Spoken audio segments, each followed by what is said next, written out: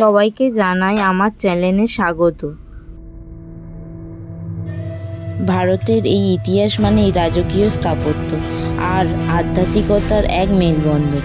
আজকের সফরে আমরা দেখব বিশ্বের অন্যতম বিস্ময় তাজমহল এবং শিখ ধর্মের পবিত্রতম স্থান স্বর্ণ মন্দির।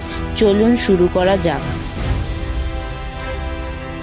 উত্তরপ্রদেশের আগ্রায় যমুনা নদীর তীরে দাঁড়িয়ে আছে শ্বেত শুভ্র তাজমহল।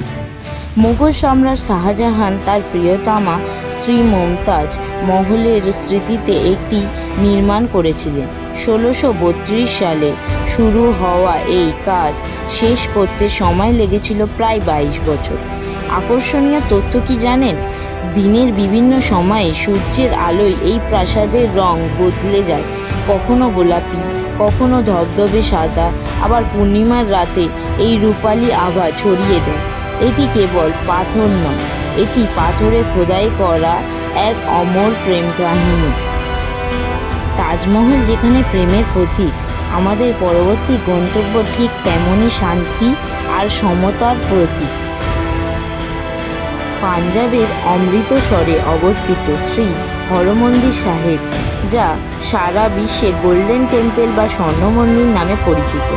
এর চারপাশে পবিত্র জলরাশি বা অমৃত সরোবর দর্শনার্থীদের মন শান্ত করে দেয়। আকর্ষণীয় তথ্য কি জানেন?